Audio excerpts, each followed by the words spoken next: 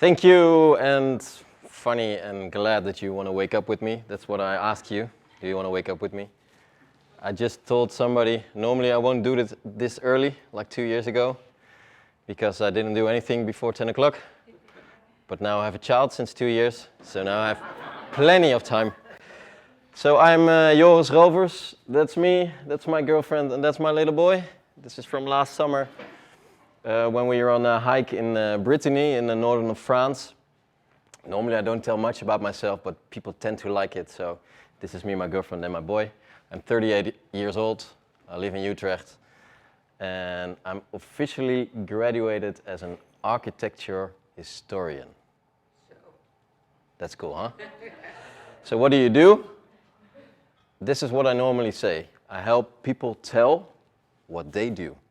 So I help companies, I help starting entrepreneurs, and normally it's with the objective, it's something with communication. I worked for a very long time as a copywriter in creative scene, and that's what people come to me for. But like lately, it's more like this. I help people realize ideas. Because I noticed that all the copywriting and the communication stuff, it's always about an idea. You want to express an idea. And ideas are something which makes me very, very feel alive. So we're going to talk about ideas today. Enough about me. What about you? Who in this room ever sat in a pub with friends, or at the birthday party with friends, or maybe just home alone in your attic and suddenly think, oh yes, I have a crazy idea. Please stand up if you recognize that feeling. It can be an idea for a product or a new company or an event or something. Some moments, probably or preferably with some drinks, often. I see one person sitting down. 2. Okay, nice. Everybody has ideas. That's nice. Well, the second question is, who of you in this room pursued their creative or crazy idea? So who did something with that idea?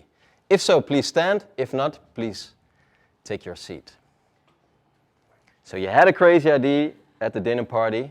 Did you do something with it? No, but it's like one really crazy idea. Like, oh, the biggest one. And you have to be critical. You have to be critical about yourself. It's not like, yeah, I talked with somebody about it. No, did you actually do something with that idea? Whoa, we have a great audience because normally like 1 or 2 keep standing. Okay, you can sit again. This is the whole point of ideas. Like everybody has ideas, but not everybody does something with that idea. But I believe everybody, because you say, I'm not pursuing every crazy idea, you shouldn't. Because not every crazy idea is a good idea or worth pursuing. But I think everybody sometimes has one idea or maybe a crazy thought or initiative that keeps returning. Like your what if story. What if I start that company? What if I host a barbecue for my neighbors? I don't know. It can be really small. It can be really big. You want to change the world. You want to, I don't know, solve climate change. But what if? That's the question which keeps returning. I had one when I was 23. My really first epiphany. And it wasn't really my own. I read this book. This is a book from Peter Moore, and it's called, in Dutch, Een Vespa met uitzicht. In English, it's Vroom with a View. It's about an Australian traveling journalist who thought, wouldn't it be great to buy a motorcycle Vespa in Italy and drive from Milan to Rome? That was his idea. He did this. He bought a Vespa and he wrote about it. I read this book. It wasn't really well written in my opinion, but the idea, magic. I love Italy. I read this book and I have to do this. So it wasn't originally not my idea, but I thought I have to do this. So what then? He did it on his own. Later on, his girlfriend joined him, but I thought I don't want to do this on my own. So who's going to go with me? So I asked a couple of friends. Everybody said, you're crazy, don't do this. I don't know when, time, money, everything is a problem. And I got one of my best friends, Steven, who says, I like this idea, let's do this. So we bought 2 little Vespas. We don't have a motorcycle license, so this is what we call a really small brommertje, scooter. So it's a 50cc, and you have to imagine it's an old thing because it's from 1970. It's now 52 years old, 53 years old. And when I really try hard and like sit like this, then probably 47 kilometers an hour. So it's not really fast. He was on the idea, on the trip, so we decided, okay, we buy these things. I never have driven a scooter of my life, and I bought that one. And the idea was, okay, we bought it in February. This summer we go to Italy. But then Steven said, yeah, should we really go? Because we don't know the machine yet. Maybe we should do some little trips in Holland and first try out and see what it brings us. And I was like, boring, but okay, you have a point, so let's do that. So we did a lot of trips in Holland, and then we decided we go next year. Then the year after, I asked, when are we going? When are we going to Italy? And he said, yeah, I just got a new job as a freelancer, and I cannot really leave, and I don't know. What if it breaks down in Italy? What happens then? It's like, it's made in Italy, so probably they can fix it. But in the end, he said, no, I'm not going with you. I don't know, it doesn't feel right. I'm like, I waited a year for you. So I said to myself, okay, I'm going myself. I was still studying architecture history. I arranged an internship in Florence, which was really funny because I study contemporary modern architecture. And I know if anybody went to Florence someday, there's not much. But I managed to get an internship with an architect in Florence, so I had a purpose. I drive to Florence. There are trains who can bring your car or your motorcycle to the northern of Italy, so I put my little baby Vespa on a train next to huge motorcycles with big guys with all kind of package, and, oh, what are you going to do? And I was like, yeah, I don't know, I'm driving to Italy, or I'm driving through Italy. And I started in Verona, in the northern of Italy. I drove down to Florence, which is far, but not that far. And then in Florence, I went to Rome. It's like, I'm in Rome now, so now my task is completely fulfilled. I almost got a fine because you cannot come there with a scooter. But I said, no, I have to make a picture because of my ID.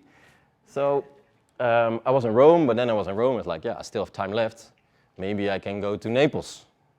So I drove to Naples, which is even more farther down. And then I decided, well, maybe I can go to Sardinia because, I don't know, I'm still here. So in the end, this is me in Sardinia. Don't ask me why I have one sock on and one off. I still don't know anymore. Probably had some kind of a purpose. So I was in Sardinia, and then I thought, okay, now it's time to get back. So I drove all the way up in Sardinia, and then I crossed the ferry again. But then I missed my train back. So I even have to drive all the way up north, above Genoa, to get the train back. And even today, so 15 years later, I still think this is the best thing I ever done. Because everybody told me, you're fucking crazy. And I was like, I don't know, let's try out. My friend Steven still regrets to today that he didn't join me. We both, he sold this one. I have mine still standing in the office of the workspace. And my girlfriend said, you can never sell that thing because it's a great story. So, why do I tell this? Because that whole adventure brought me into something, what I was thinking, like, okay, a lot of times you have crazy ideas, and very often you don't do them because a lot of reasons, but most of the time because other people say, or are you sure? Or like there are always a lot of comments. But when I did this, I just thought, okay, let's try those little ideas. So I started a blog and writing, and I did a small exhibition with Lego bricks, and I was just all the stupid, crazy ideas which you have. I thought just try out and see whatever happens with it. Not with a clear purpose, but just playing around, messing around. That's why this is a really strange picture of paint messing around. But then, when I was messing around, bang. It was one of those nights when you had a crazy idea. With a lot of drinks, I have to confess, but still I thought this is a great idea. Because I was an architecture historian, so I came in a lot of discarded buildings. We're talking about also 10 years ago, I think. And it was not that hip and happening in Utrecht. So in Amsterdam or Rotterdam, there were a bit of, oh, empty buildings, cool. You put creatives in it, and then, yeah, they make it happen. Utrecht, not really the case. And I also worked a lot of time in restaurants. For my 15, I was a dishwasher, and then I worked in restaurants as a cook, and then at the bar. And so I had a lot of experience in restaurant life. But also the restaurant life in Utrecht was quite boring. There were a lot of the same kind of restaurants, same kinds of bars, same kind of food. So I was thinking, why can't we do something exciting with food into an empty building and play with all the conventions what a restaurant is made of, like how you enter, oh, you get bread, oh, what do you want to drink, oh, this is the menu, blah, blah, blah, blah, blah, blah. It's really nice because you know what you get, but it's also, if you do it a lot, I did it a lot, not really exciting. So I had this idea, but, of course, there is a but.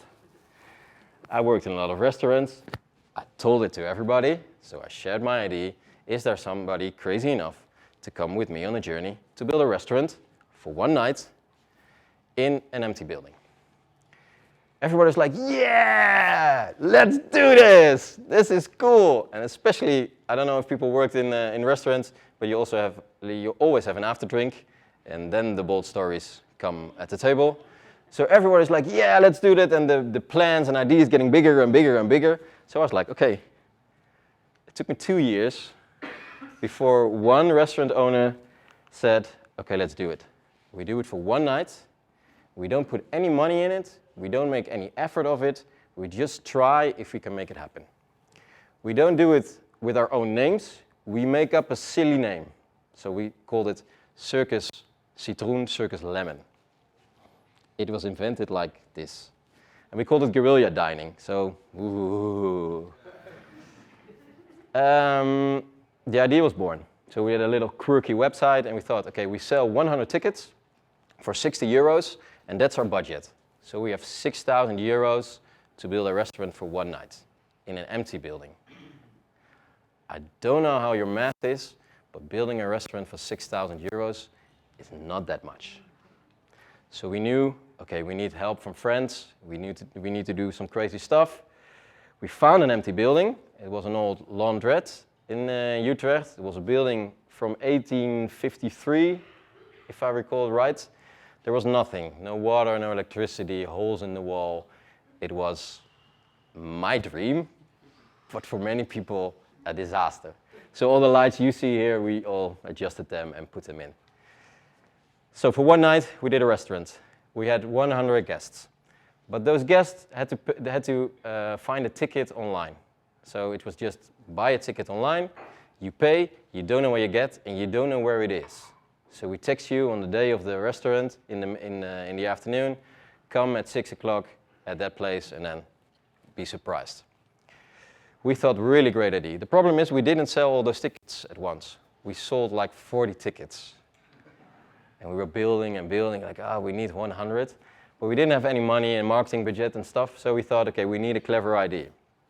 So we bought 500 lemons of a grocery store, a friend of us, and we put a little note on it, guerrilla dining. It says, a special night, you don't know what it is, be surprised, go to the website. We put those lemons, those 500 lemons, in the city. Just on the street and on the thing and in at the station, like we're just driving with our bicycles with a little crate and put those lemons everywhere we could.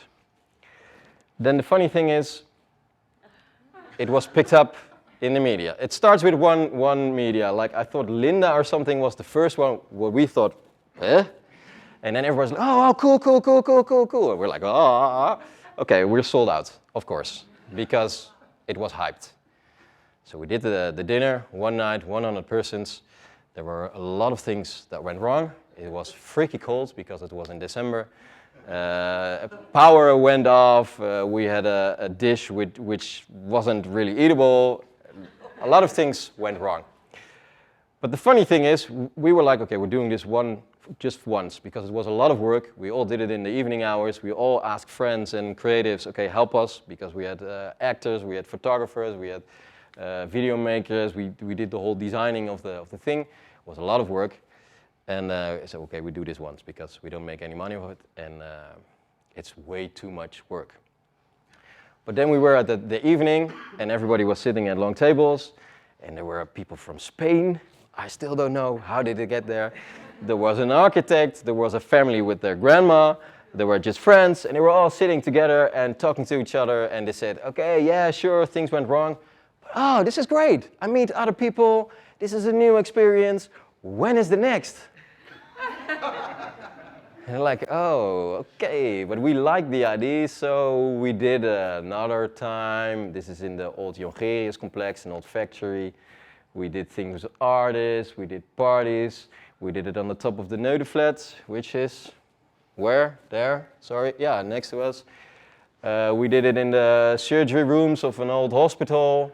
And like the ideas get bigger and bigger, and we did it in the school, and it was like, oh, this is really fun. But we started in 2012 and we didn't make any money.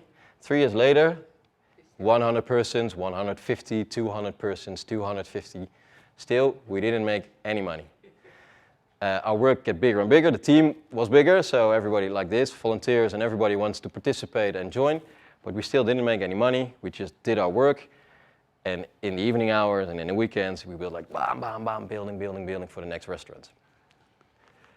But then somebody at one of our pop-up nights came to us and said, hey, can you maybe do this for our brand G-Star?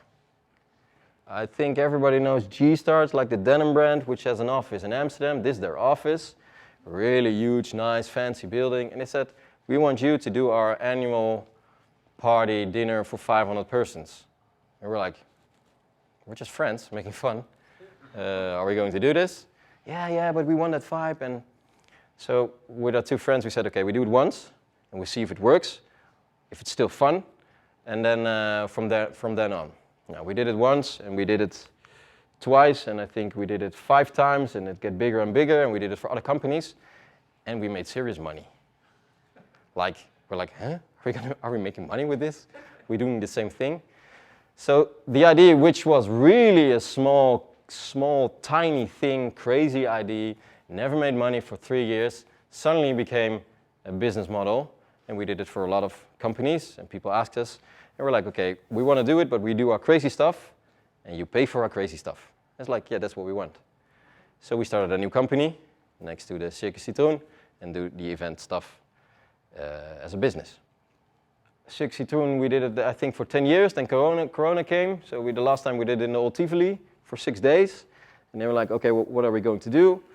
And the funny thing is, my other work, like the copywriting stuff, still evolved as well, but it changed more in like talking with other entrepreneurs, like what are you doing, what is your idea, and I started coaching and training starting entrepreneurs because I really like the vibe of, oh, crazy idea, let's do something, and like, yeah, and then I talk with this. So I started with ping pong sessions. So I make my money with companies, and then on Friday I gave my, I don't know, time and a bit of advice free for starting entrepreneurs. So most of the time I do 2 sessions a day, every Friday, and it's like, okay, it's really easy. You have 1 hour, you share your idea, I share everything I have on me, you pay the coffee, and that's it. I did that for 5 years, I think now, and really fun. For me, it was like free inspiration, free coffee, and I could test all kind of new theories and ideas and things to other people. And my network expanded from like designers till bakers till, I don't know, like everything in between, in the art, in the advertising.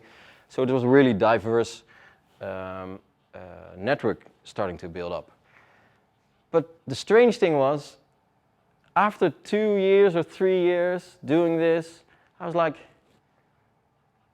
am I telling the same story now again and again and again? So if it was a designer or a cook, I don't know, I busted myself of telling the same things one-on-one. It's like, that's stupid, because it's a waste of my time and it's a waste of the energy of the starting entrepreneurs. So I thought it would be nice to have a place where you could put those people together, and then I shared once or maybe twice, and then they can learn from each other. Because if you have the same struggles, why not share them and share your advice? So then came another idea. I want to build a playground for ideas. I really didn't know exactly what I meant with this, but it sounded really cool. So I want a playground for ideas. A place where people, I don't know, can evolve their ideas, or realize their ideas, learn from each other, from different backgrounds, share what they do, and to make those crazy things I did, and these are just a few, that same feeling, to give that to other people. So I thought, I need an idea, I need a building, but of course, there's always a but. There was no building for me. There are a lot of buildings. I thought there were a lot of discarded buildings, so can I go in some kind of a building? But the problem is, buildings are expensive. So I need to pay like 6,000, 7,000 euros for the amount of square meters I would like to have. So I made a business plan with, it's nice to have like a big space, and then the big space, what we're going to do with it, I have no clue, but it's nice to have a big space, because then you're flexible. So I start walking around and looking around, and it all cost me a lot of money if I want to do this. But for me, it was an experiment, because I really didn't know how a playground for ideas looks like and what I'm really going to do there. So if you cannot find it, then maybe you can build it yourself. That was the next crazy idea. This is the spot of the Haventuin. It's at the beginning of Cartesius triangle, like the old factory spaces of Utrecht, where the train wagons and all are fabricated. This was like an empty parking lot for a lot of years, and there's an organization in Utrecht called the Plaatsmaker, who buys or rents places to make them available for creatives or artists. But there was also 5,000 square meter around the building they were refurbishing. And they asked around in Utrecht, are there people who want to build their own workspace? So we have a lot of square meters. Are there handy people who are like, oh yeah, I want to build my own workspace, and you can just sign in and say how many square meters you want to have, and then build it, and then good luck. And I was like, hell yeah, that sounds cool. I'm not a handy person. I don't know anything of building a company. I also didn't have any money, because I just did my work and I didn't have like savings on my account. So the challenge was, how do I make this happen? So I started a crowdfunding campaign, like everybody does who doesn't have any money. Really hard work. I said, okay, I need money to build a place to do crazy stuff. People are like, yeah, what are you gonna do? I have no fucking clue. But I want to do stuff, and I want to help people, and I want to bring entrepreneurs together and see what happens. So I started a crowdfunding campaign, a lot of work. If you start crowdfunding, please, mind you, it's a lot of work. It's not easy. And in the end, I got the funding, and then I got an extra funding, and we could start building. Like I said, I'm not a handy person. This is one of my best friends, Just. He's really good in building, and I asked him, can you make me a building? He says, okay, let's go. He's like the same kind of guy. So he was my contractor for over a year, and we built a space. And then we find a lot of people who helped us from the crowdfunding, and friends, and people say, okay, who wants to build a great place where we can do stuff? And this is October last year we opened. So we created, and that's why I thought it was funny, sanctuary, because we call this big space, we call it the wooden chapel, because it has a bit of the serenity of the windows. So we started building for 1 year and 1 month.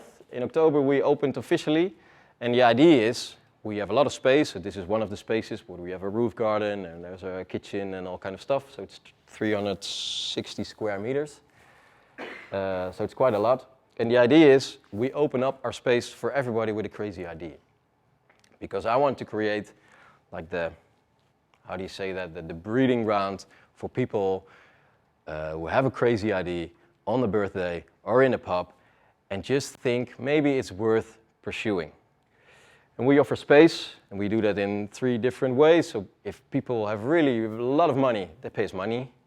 If people are, I don't know, educational or something, they pay a bit of money. And if you don't have money, but you have a really crazy good idea where we believe in, then you get in for free. You can use the space, you can use our network, you can use everybody who's walking around. Because the idea is we have a membership of entrepreneurs like, I want to be in that building and see what happens. Does it gonna work? I have no idea. We're just 3 months ahead. We're renting out the space. We do like sessions like this, but in a different way. We all just plugging little events, but right now we had, I think, 40 or 50 things from theater, strategic sessions, the municipality of Utrecht who just have sharing their knowledge. We have parties. We had an algorithm rave with creative coders and partying and drinking.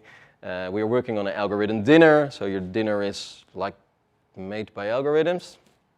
It's really hard because the algorithms are not that good yet.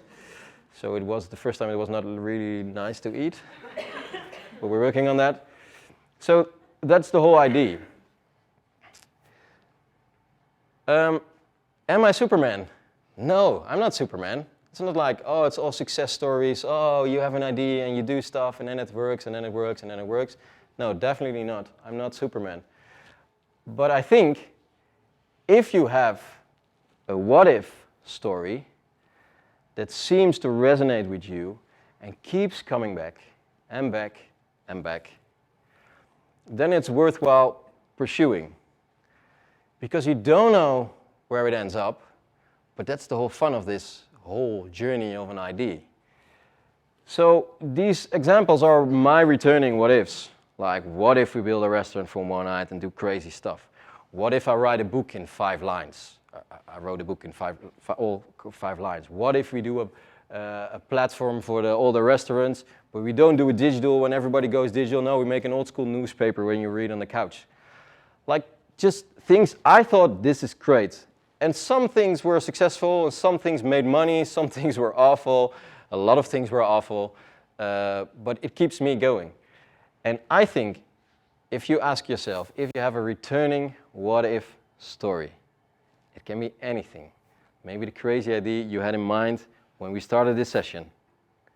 If you have a returning what-if story, please call me. Because I really like to make those crazy ideas happen. And especially if they're for a better world or a better street or a better municipality or a better community. Don't hesitate and don't think but, because there is always a but. But if it returns to you, please call me, join us at Vogelvrij Playground, send me an email or text, and I'm glad to open up the space or help you with the network or anything else. Thank you.